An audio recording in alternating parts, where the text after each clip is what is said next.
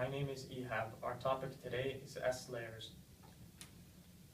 The general functions of S layers. S layer is much more common in archaea and forms a paracrystalline organized symmetrical matrix made out of proteins or glycoproteins. But S layer is also found in gram-positive bacteria and gram-negative bacteria.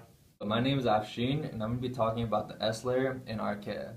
Archaea lack cell walls, so the S layer acts as a cell wall for the archaea. This gives the archaea its structure, shape, and prevents osmotic lysis. Since the S layer often serves the role of the cell wall in archaea, it is not made of peptidoglycan, which makes it resistant to penicillin and cephalosporin. Instead of NAG and NAM linked by beta-1,4 glycosidic linkages in peptidoglycan, the S layer is made out of NAG and NAT beta-1,3 glycosidic linkage.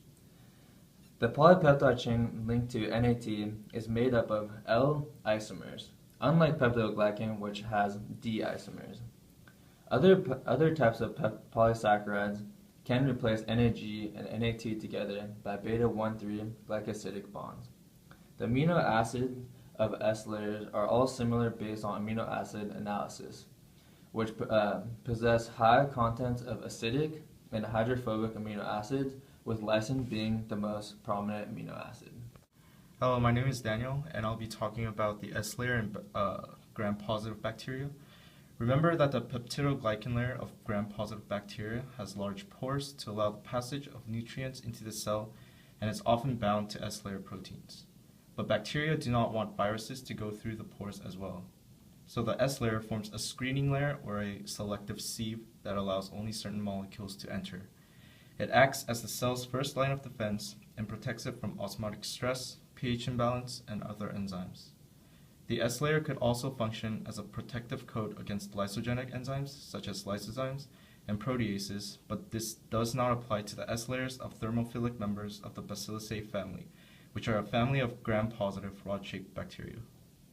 Yeah, I'm here to talk about the S layer in gram-negative bacteria. So we had looked at one type of gram-negative bacteria earlier, and they're the plantomycetes, which are a type of prokaryotic cell that are kind of specialized because they had a membrane-bound DNA, and they also had amoxosomes for the oxidation of ammonia.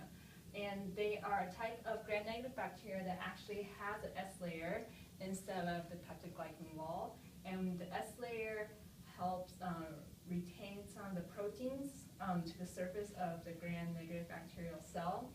And because the S layer, as mentioned previously, is made out of the NAG and NAT beta-1,3 glycosidic linkage, bacteria such as plantomycetes is resistant to penicillin and to cephalosporin.